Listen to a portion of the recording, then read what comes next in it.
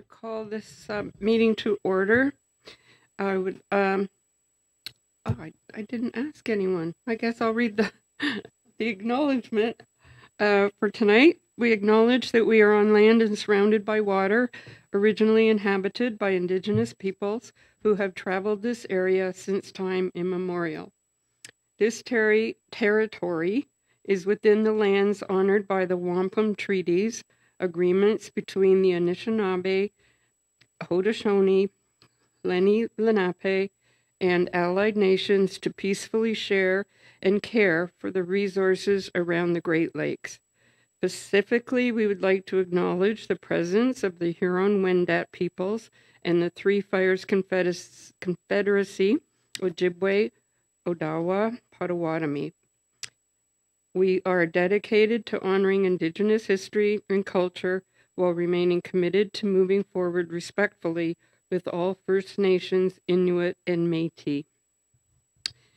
Tonight for attendance, we have student trustee Ruby Rivington, who can't be here tonight. Trustee Kathy Cook has approval to attend electronically tonight. And Trustee McCallie just swooshed into the room. Perfect timing. Thank you. And now I'm going to call on the director for special orders of the day and ask that everyone please rise.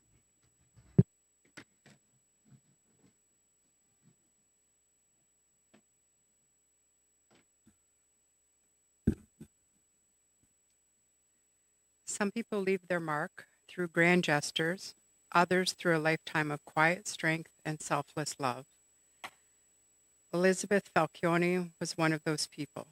Liz taught us that true strength isn't the absence of struggle, but the grace to endure it. She faced hardship with dignity, carried burdens without complaint, and showed us the power of kindness and always putting others first. Her light will continue to guide us as we honor her memory by living with the compassion and the strength that she embodied. Liz's absence will be deeply felt by the countless students that she inspired and the many friends and colleagues at GECDSB who were privileged to know her. Please join me in a moment of silence.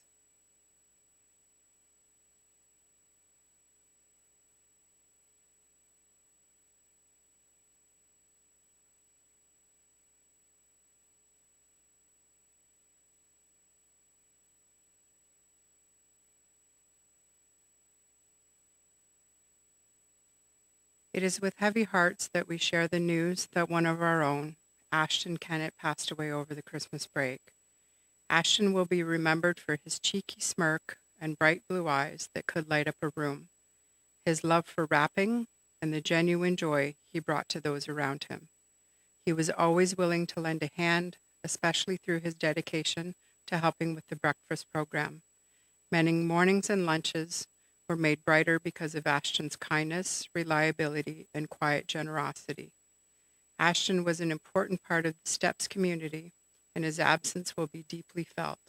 We extend our heartfelt condolences to his family and to his loved ones during this incredibly difficult time. Let us honor Ashton's memory by looking out for one another and carrying forward the kindness and the care that he always showed so freely to everyone. Please join me in a moment of silence.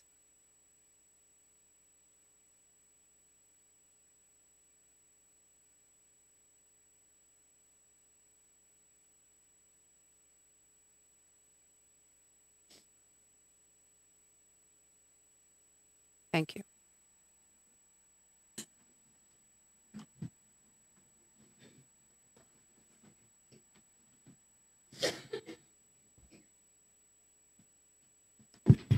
Thank you, Director Houston. And on behalf of all the trustees, our sincere sympathy to the families. I'm looking item E for approval of the agenda. Trustee McCallie, Trustee Buckler, all those in support. Any opposed? That's carried. Thank you. Any declarations of conflict of interest for this meeting? Seeing none. We have a student trustee report, I assume. Good evening, trustees, Director Houston, administration, members of the public. January's Student Senate meeting was held at Riverside Secondary School. Many senators made the trek through the winter storm, but several chose to attend virtually as well. Ruby led a workshop on board policy and regulation for senators to understand where to find them on our website and the difference between a policy and a regulation. Ruby then gave a very well-researched presentation on the local Indigenous history of Windsor-Essex. She helped senators deepen their knowledge on the terms used in the board's land acknowledgement and the significant events and treaties that have impacted the local Indigenous populations.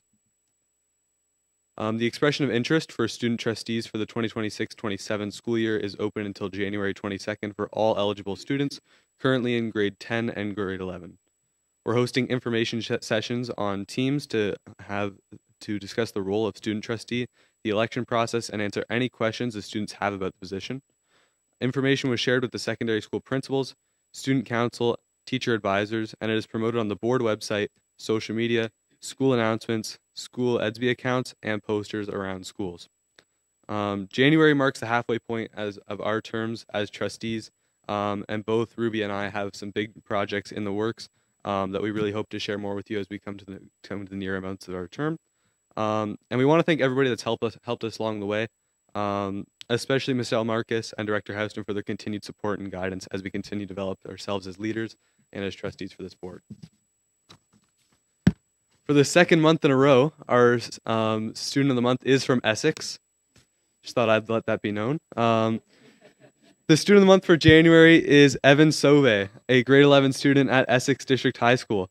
Evan is an excellent role model for this month's theme of community building. Evan is a vital member of the EDHS community and makes a positive impact on the school environment every day. Evan plays an essential role in maintaining the school's recycling program. He completes his responsibility with consistency and care, showing great pride in his work and helping people to promote environmental awareness within our school community. What truly sets Evan apart, however, is his kind, welcoming nature.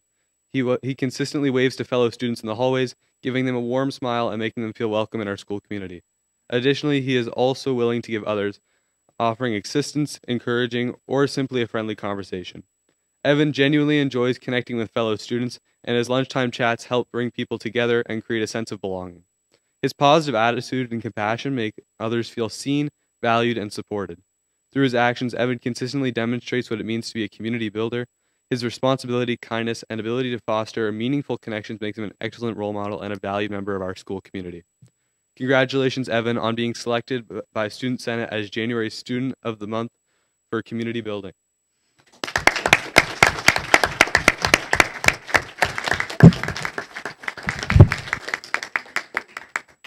Congratulations, Evan. Would you like to come down to the front, please? Bring your family. They might want to take pictures. Oh, I like your shirt.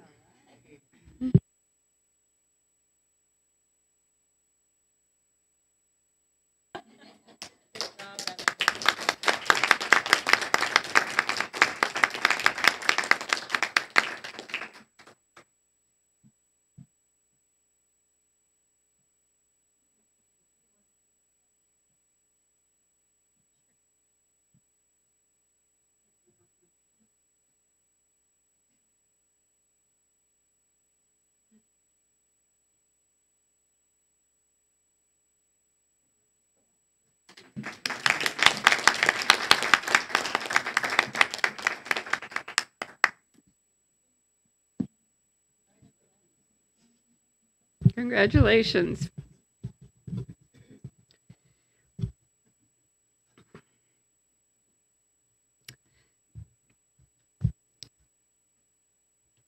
Item H, we do have a motion to discuss in private session. Madam Chair, Yes. sorry. Whenever I did have a question on this student trustee report. Your question? My question was about a comment that at the Senate meeting you had a good discussion about local Indigenous history, etc. And I know you and previous trustees, student trustees, have worked on establishing possibility of an Indigenous student trustee, and I wondered if that had been discussed and where you were with that. Yeah, I've had contact with that. I personally have not worked with that, so I don't want to comment further on that. I've heard that people have worked on it, but I personally am not working on it at this time. And if I could just leave that as not a rhetorical question, but I would like to hear about that if there is anything in maybe the next month or something. Whatever. Trustee McCowie? Thanks, Cole, for the great presentation. Just a quick question, because I know you guys are entering election season. So I believe Student Senate still has a standing committee on the election process. I'm just wondering if Senate reviewed the election process and is planning on making any recommendations to Senate on maybe amendments to the way in which student trustees are elected. So the way the standing committee works as of now is it's committee of the whole. I want to look closer at it after this election cycle, closer to that May kind of time period, April-May area. So more updates around then. Okay. Item H, we have one property matter that needs to be discussed in closed session. So could I get a motion, please? Trustee Buckler, Trustee Lovell. All those in support? Any opposed? That's carried. Thank you. So we'll be moving into closed session for 15 or 20 minutes. And we'll see you back then. Thank you.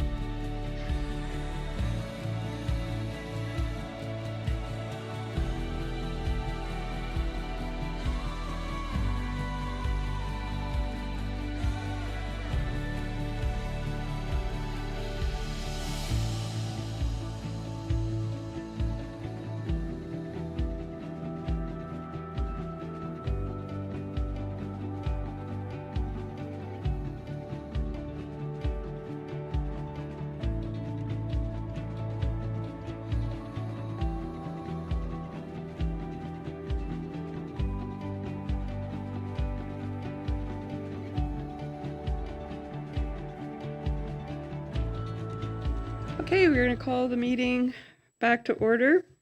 And we're now on item I, which is rise and report from the Special Committee of the Whole closed session. And I turn to Trustee Nelson for this. Yes, thank you, Chair. I'd like to move item G1, acquisition or disposal of school site. Moved by Trustee McCowie, Trustee Buckler, all in support, and that passes. Thank you. Item J, approval of minutes. We have two sets. I'm going to ask if we can move them together, J1 and J2. Trustee McCowie, Trustee Buckler. Any questions? Seeing none. All those in support? Any opposed? That's carried. Thank you very much. Next item is the chair's report, and you'll be probably happy to know I don't have anything to report. It's just been, our last meeting was the last week of school, and then we've only been back a couple weeks, so there hasn't been much going on in those couple weeks. So I just want to wish everybody happy new calendar year 2026. As our student trustee pointed out, is halfway through your term, which is hard to believe. And I just hope that the rest of the term for all of us goes smoothly, happily, and healthy for everyone. So thank you very much, and welcome back, everyone, on this frosty day. Next is the director's report, which I'm sure will be more interesting.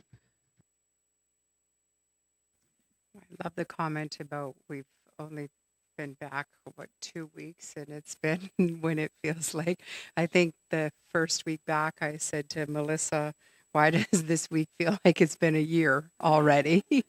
And we're in 2027. But we are happy to be back. So I'm pleased to welcome everybody back to school and to work following what I hope was a very joyful and restful holiday break and the New Year celebration. Time was hopefully spent resting and connecting with loved ones, which is invaluable, and I hope it provided a positive start to the year ahead. Students and staff across the Greater Essex County District School Board have begun their year engaged and enthusiastic with a wide range of academic and extracurricular activities underway and many more opportunities to look forward to as the school year continues. As you know, kindergarten registration and open house. We're very excited to welcome our families and their little ones to our kindergarten open house at all of our elementary schools on February the 19th from 5 o'clock to 7 o'clock p.m. Kindergarten open house is always a very special time as we invite future students, parents, and caregivers into our schools to see why the Greater Essex County District School Board is a great place to be. Our teams are very proud to work alongside families to ensure every child feels welcome, supported, and ready to thrive in their learning journey. You can learn more about kindergarten registration on the Public Board website, and the link will be on the website for everybody. And we look forward to welcome all our new faces on the February the 19th, and then to see everybody in September of 2026. Holiday donations. The generosity of our students and staff continue to inspire me each and every year. It's unbelievable how some of our communities have nothing to give, yet they find ways to give back to their own communities. This time of the year, we're especially moved by the overwhelming number of stories highlighting the donations, the food collections, and the fundraising efforts. Schools from across the district shared countless examples of their communities coming together in remarkable acts of generosity and reflecting a very deep commitment to caring for and supporting others. Specifically, and I know almost every school did something, I'd like to recognize the students from Sandwich Secondary School, Vincent Massey Secondary School, and Riverside Secondary School. And I'm not sure if you got a chance to see the CBC Windsor, and they shared that a majority of the food donations collected this year across Windsor and Essex came from those three schools alone. There was 114,000 pounds of food donated, and 105,000 of those pounds came from those three schools within Windsor and Essex. We're so proud of the work that they did. Please join me in applauding the students and the staff at these schools.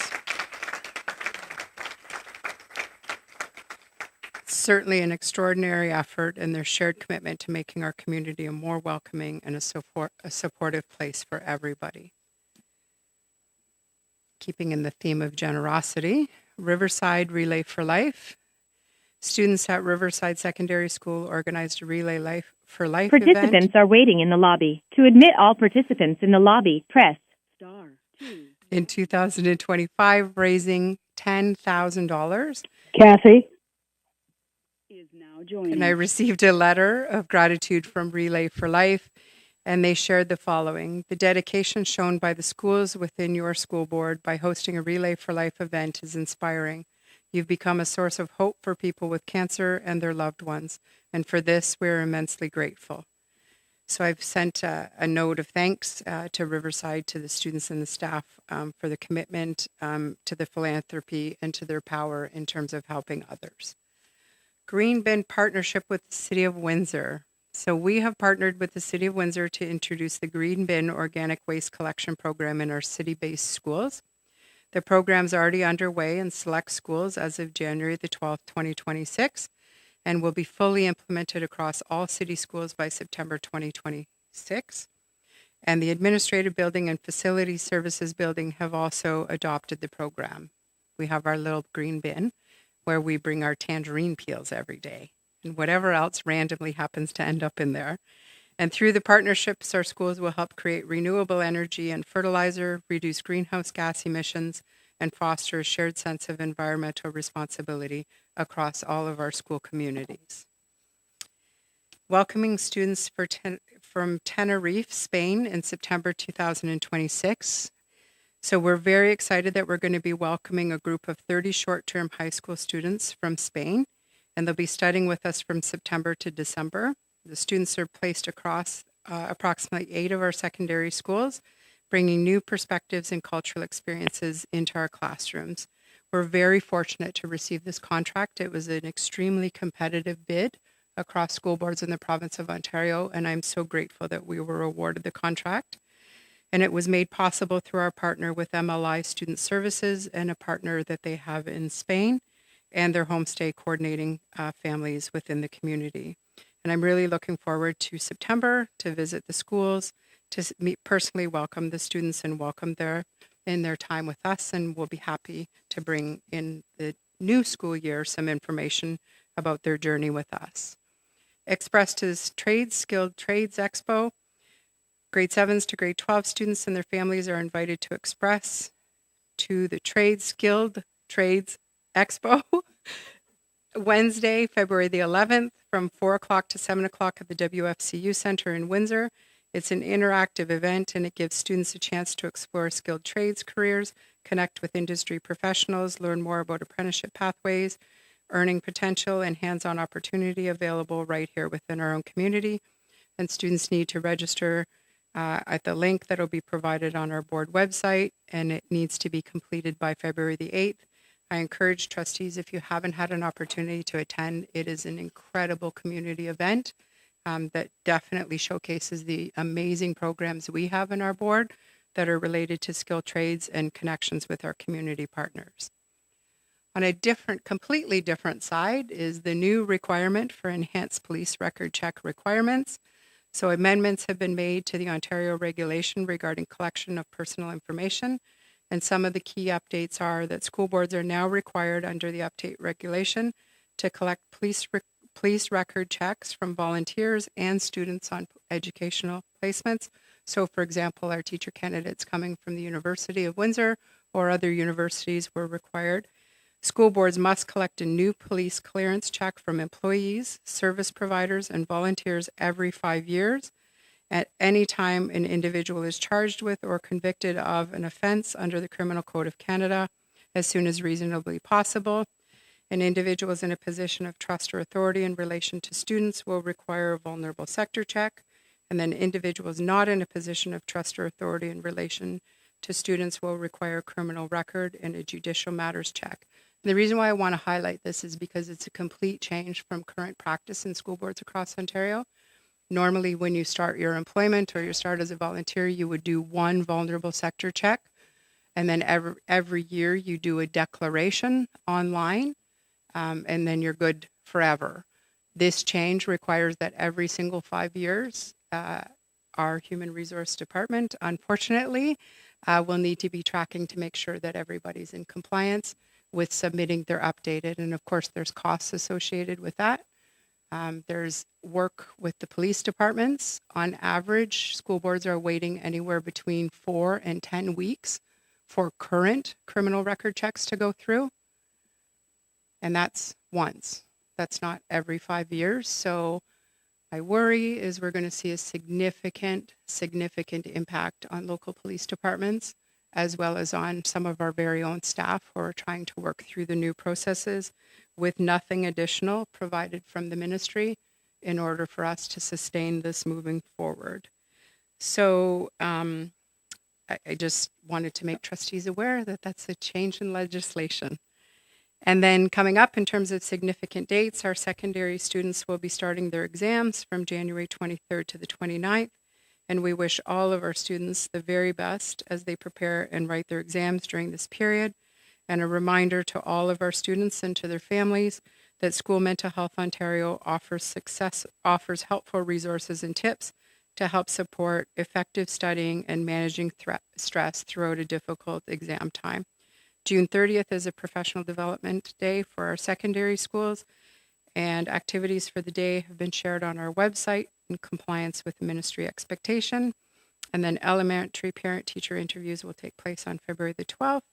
And February 16th is Family Day, and all of our schools and offices will be closed throughout the district on this day. Happy to take any questions. A question from Trustee Burgess. Thanks, Madam Chair. Through you, if I could, we've had discussions about the, gotta get the name right, Criminal Record and Judicial Matters check and the Vulnerable Sectors check. I think you've answered part of it, because one of my questions was there any funding attached to this new regulation, new requirement for school boards? Because there are logistics, obviously, that have impacts on HR. So a confirmation of whether there was any funding at all, recognizing the amount of work. And then the logistics part of it, because I know there are different statistics across the province. When you're talking about, please help me with the name, candidates from the Faculty of Education that are working in our, if there's a 10-week delay, like what are the logistics of something like that happening? Does their check have to start with like their application to get into the faculty, or like at what point how are we doing this? What's in place right now? Because it seems to me that we're headed for a big logjam, and can OPSPA or somebody advocate for something? So I was fortunate or not so fortunate to be on with Code as one of the members of the committee to provide feedback to the ministry regarding this. You know, oftentimes you like for people to take at least one snippet of your feedback. There wasn't a lot that was taken. And I appreciate the importance of protecting vulnerable individuals. I absolutely appreciate that. So I don't want to say it's not important. I think you hit it right on, is the logistics of it and the funding. So to my knowledge, it's also long-term care, right? It impacts anybody who needs a vulnerable sector check. So it's not just us. In terms of education, no additional funding provided to long-term care, no additional funding provided to hospitals, to schools, to police departments to manage and navigate all of what that looks like. If I was a student who was entering the Faculty of Education, when I got my acceptance letter, I'd be applying for my vulnerable sector check so that I'd be able to go out in my practicum placement. The positive is they're good for a year, so it's not going to expire, right? But it is going to have a significant, I know Superintendent Brian's been talking to some other boards about what are they doing, how are they trying to navigate it. I think tomorrow is senior negotiators across the province. I'm sure this will be a hot topic of what are people trying to do to manage it with no funding to have somebody. The unfortunate piece would be, so if somebody isn't in compliance, they can't report to work. They can't, because they're not under the vulnerable sector clearance. So then we would have to have an employee at home, or the long-term care facility would have to have an employee at home, because they cannot be in direct supervision of a student. So for school boards who are currently, thankfully we're not in that area, experiencing real difficulties with finding occasional teachers, as an example, and having unlicensed people in classrooms, that this is an added layer of trying to, and then there's the cost. I would assume police departments are going to increase the costs to get them because they are going to have to hire people to manage them. So the cost then goes on the individual to pay for that. All of us in this room will have to do that, this side of the room. Supplemental to that for the costing, if through you, Madam Chair, if Code has done some preliminary work, I'm sure Cosbo and some others, can we come up with some estimates of what it's going to cost us in time on task? Or, I mean, it's going to cost us. We have to understand we got to carve out the money from somewhere, right? So we have to hire people. The same thing I would say with the, police. I mean, they have to understand what their budgets are how they're going to be affected. Either somebody doesn't do something and does this or whatever. So I'm wondering has Code put anything like estimates together? Not yet. Yeah. We have Code tomorrow. Yeah. Okay. The other question I have about this, though, is the position of trust or authority. We have trustees who are on things like discipline committees, et cetera, that have some authority over student decision making. Does that mean that those people who are individuals in position of trust or authority include some trustees? Not that we're aware of. There wasn't a lot of information given about what the requirements are. And who? Any other questions?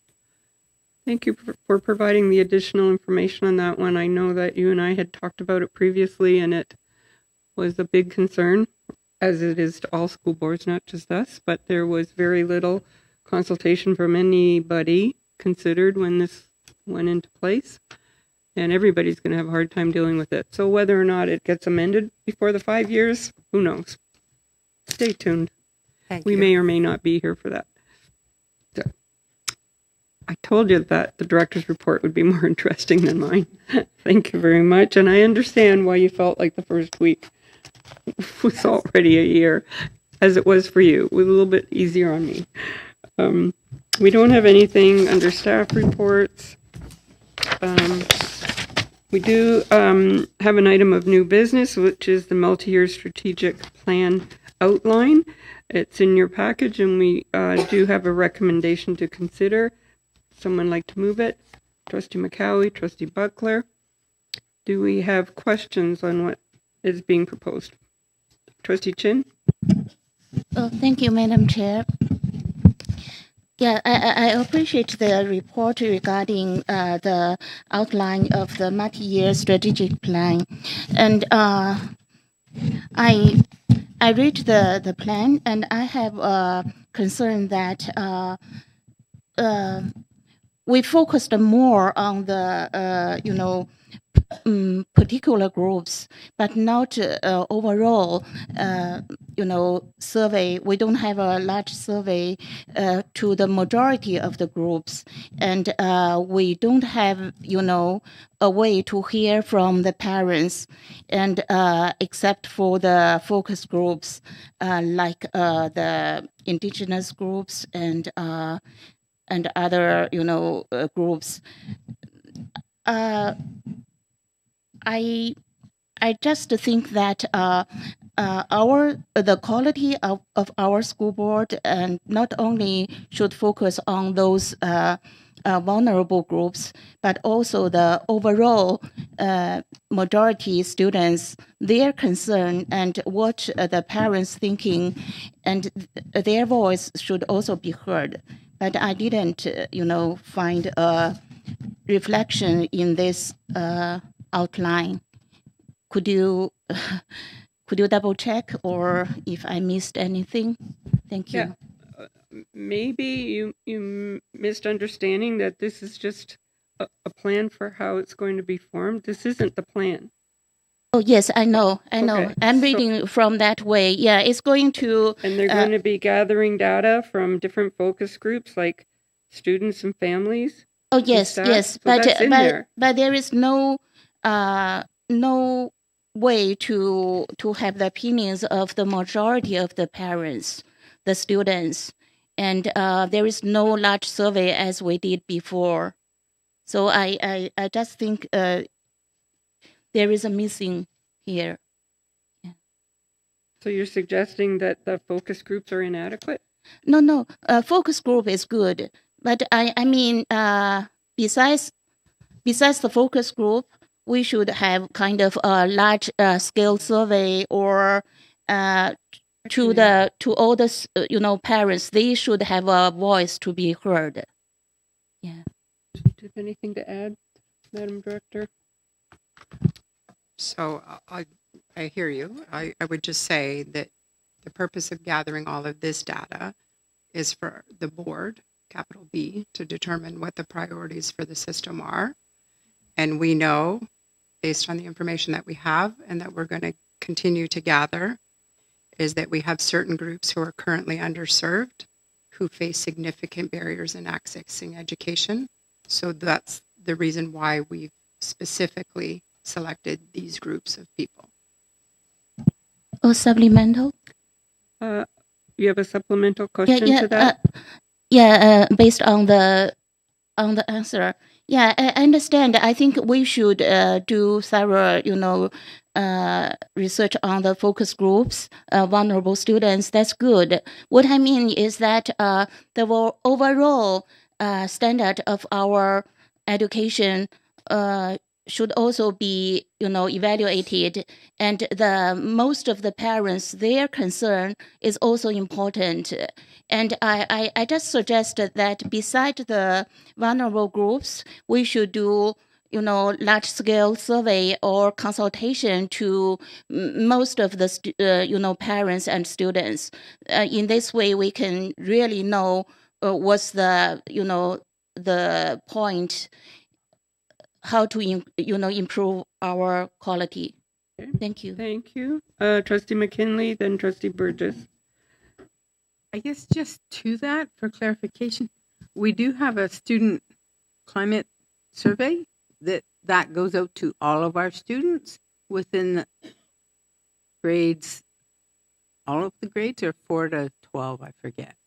That goes to everyone though, not just focus groups, right?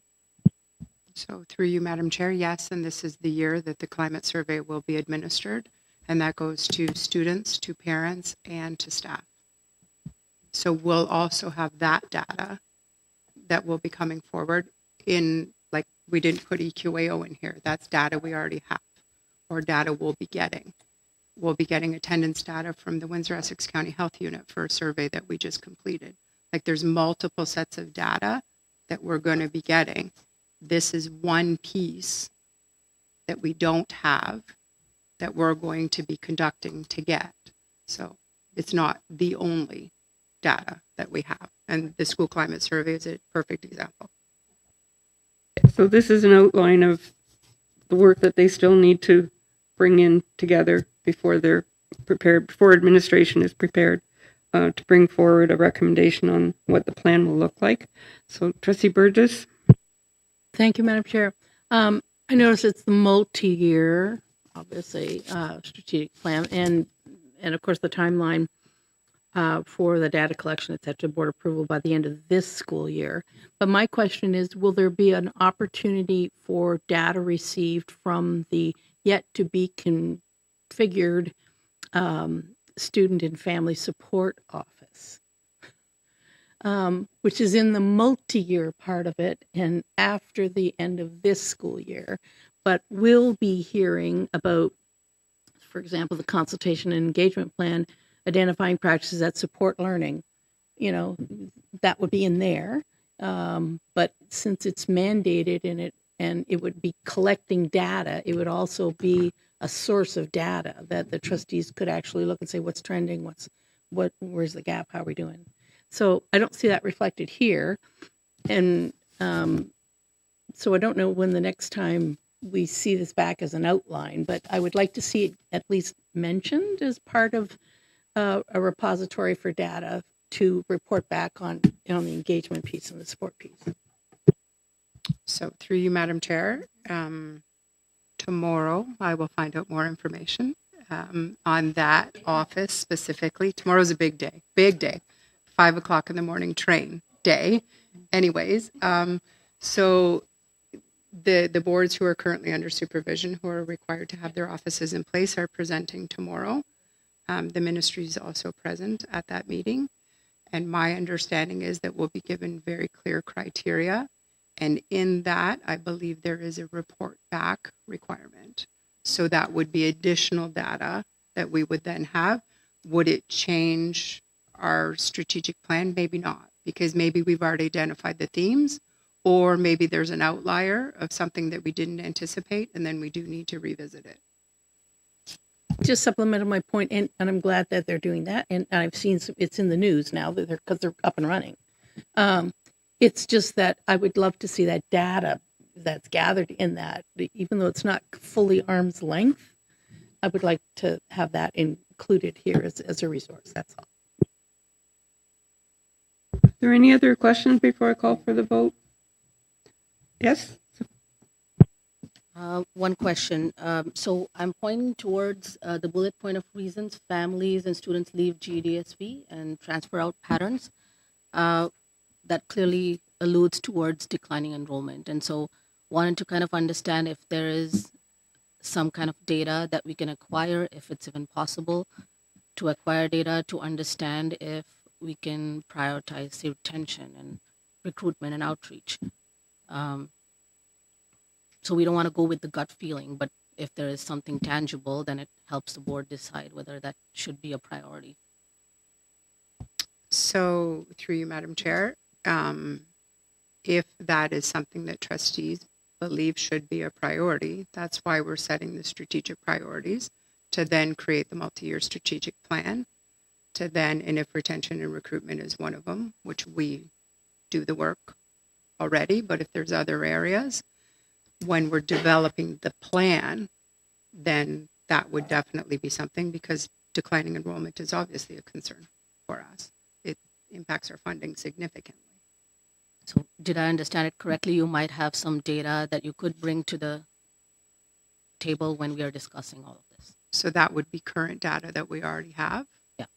That we don't need to go out and get. We do have some already. If during that time there's other questions around what about this data, then for sure. We're always collecting data. Thank you. One more supplemental question. Is this outline set in stone, or is it up for evolvement and it will evolve as the workshops happen between the trustees? So through you, Madam Chair, the outline for the collection of the data, this is it. When we're developing the actual priorities in the plan, that's trustee's job. That's your work to do, and we're there to help to support that. Trustee Chin? Oh, thank you, Madam Chair. Because the current situation changed a lot, and also from the provincial government, their requirement also changed a lot. So I would suggest that our because multi-year strategic plan is very important, and the priority is very important. So I would suggest to add the the survey for all the parents, for all the community to express their concerns, and obviously this is lack of that. So I would I hope that we can add the parents and the communities can have a way to speak their concerns, and before we make the multi-year strategic plan. And can I make a motion on that, or So on through that? you, Madam Yeah. Chair, just before Trustee Chin decides to make a motion on the floor, I just said that we're already conducting our school climate survey this year for all parents, all students, and all staff. this year. We're mandated by the government to do that. So that is outside of this. We will have that data. We're already, so what you're asking is us to ask our parents all the information in the school climate survey and then send out another survey with exactly the same information being asked. I don't think that parents will complete 2 surveys. To clarify, it is in 2026 we are going to do the climate survey. Through you, Madam Chair, Okay. that's exactly what I just said. Okay, that's okay. Thank you. Yeah. Thank you. Are we ready to vote? All those in support? Are there any opposed? That's carried. Thank you very much. Now we're moving on to reports. The first is from the Policy and Bylaw Committee. You have a recommendation. Someone like to put that on the floor? Trustee Buckler, Trustee Lovell. Your questions? I have a point for information. Your If I could. This is coming as a recommendation from the Policy and Bylaw Committee. And I was looking at my notes and I couldn't find the minutes for the meeting, but I thought this was referred. Came to us. It got referred. We had a workshop, but I don't remember it as a recommendation from the Policy and Bylaw Committee. This was the exact recommendation that we had previously, and then we put it on hold for a workshop. We had the workshop, and now it's brought back. So it was passed at policy. Okay, I just wanted to make sure of that. Thank you very much. Do we have any questions on this? Oh, thank you, Madam Chair. I think I missed we have training before of this, so I'm not sure. I'm not familiar with all this. And since it's talking about bylaws and free documents, and I do have a concern from the parents. I sent you an email just today, and regarding the parents' concern, and his concern is that by eliminating the speakers list and delegations from regular school board meetings, and now shortening deadlines, the board is sending a clear and undeniable message. This gives the impression that community Trustee voices. Chin, I'm not sure what you're talking about, but it doesn't have anything to do with this. You have seen this. This is your second time that you've had this package, and you also attended the workshop. So I don't know why you think you haven't seen it before, but Okay, yeah. this isn't about bylaws. Oh yes. I mean, if we have such kind of concern, and what should we do as a trustee can we request, any discussion of the bylaws or change of the bylaws? Because I think this is. This has nothing to do with bylaws. So I don't know what your concern is about the bylaws, but maybe. This parent, he has concerns regarding the time limit. Okay, well, you sent a question to the director already? You said you sent an email. I sent an email. To the director? And all the trustees. Okay.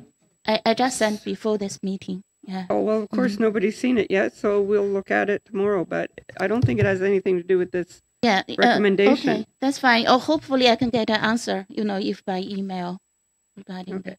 Thank you. Thank you. Okay. Anything else on this? I just wanted to comment that not having been at the workshop, when I read this and I read it, all the markouts and everything, word for word, I was really impressed. I liked the layout. So kudos to those people that were working on this. Great job. Thank you very much. Anyone else? Then I'm going to call for the vote. All in support? 3. Put your hands up, please. 1, 2, 3, 4, 5, 6, 7, 8. Opposed? Okay, that carries. Thank you. That was a lot of work for everybody, for administration, the policy committee, and I really appreciate the work. that you saw at the workshop with Marion. So thank you to the trustees for attending that. I think it was very helpful. And I think now we can finally move forward on this. We have nothing from Finance and Facility Services, nothing from Learning, Equity, and Wellbeing. There were no audit committee meetings. You have minutes from the December SEAC committee meeting. Are there any questions from that? Pages 20 to 23. That's information only. Nothing from GECDSB. Okay, we're down to item P1, which is OPSPA. That would be Trustee McCowie. Thank you, Madam Chair. It's funny, I was telling student trustee Foster that I didn't really have a report, and then I started typing, and now I do have a report. So, as most of you know, PES starts this Thursday, so that's the Public Education Symposium. I'll be there on behalf of Greater Essex, and I believe the director will be there as well. I'll probably have a much longer report after PES. We do have our regional council meeting on the Saturday, so if anyone has any specific board updates that they'd like relayed, please let me know, and I'd be happy to include that. I did share this by email a couple of weeks ago, but the governance refresh of OPSPA was deferred till after PES. So we have a meeting scheduled for March 12th, 2026 to discuss the motion to defer the governance structure. So that's been a very lengthy discussion for a couple of months now. If anyone has any questions, comments, or concerns, please feel free to reach out.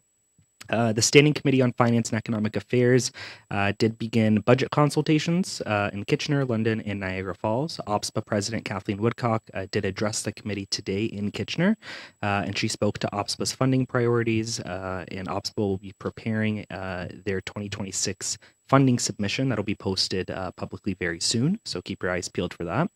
And then I did also share this by email, but OPSPA has been invited to participate in an EDU discussion about potential regulation concerning the School Resource Officer Program. So it's an opportunity to comment on the current regulatory posting, which is online, and I believe it's titled The Proposal for Regulations under the Act Related to School Boards and Local Police Services.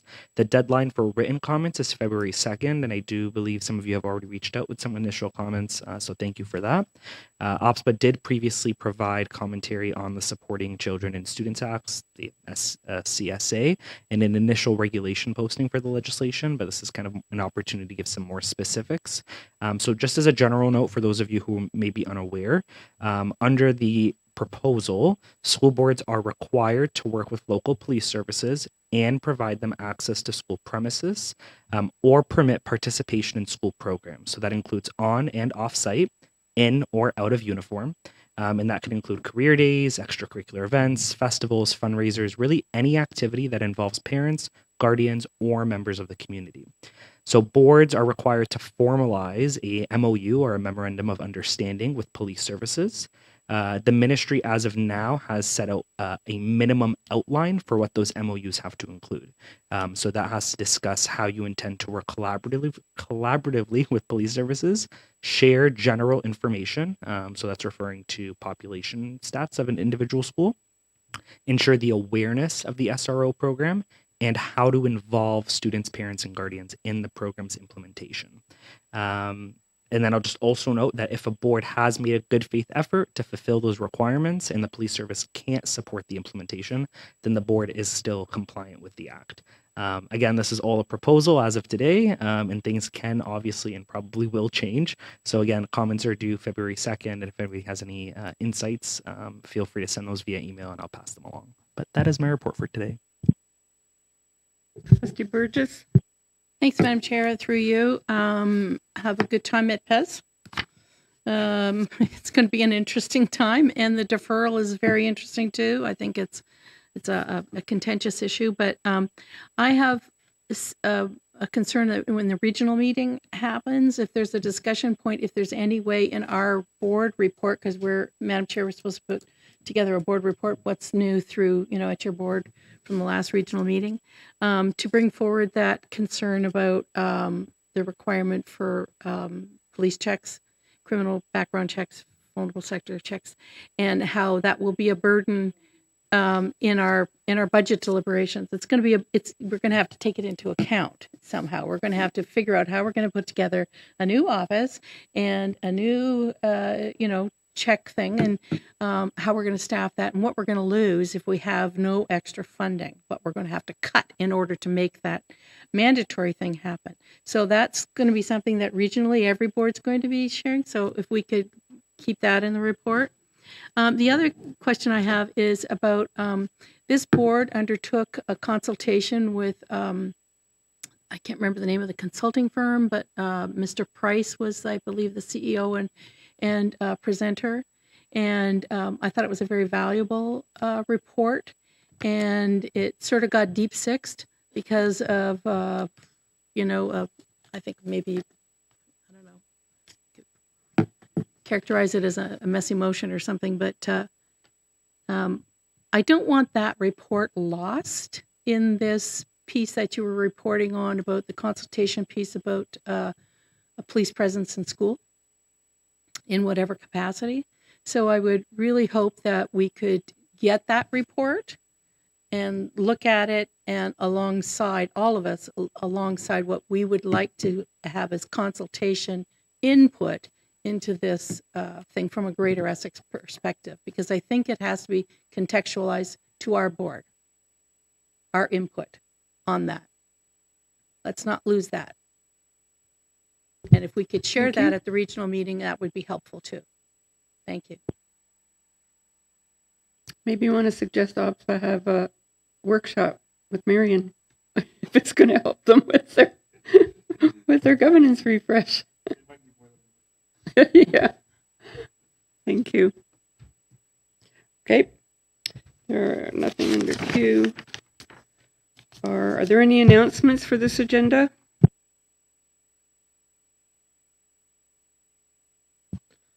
I just want to acknowledge all the students and staff who've put a lot of time into the grade 8 open houses that have been happening around our board. I know a lot of hours go into that. A lot of student volunteers come out to show off our schools, our secondary schools. And I just want to commend them for all their hard work.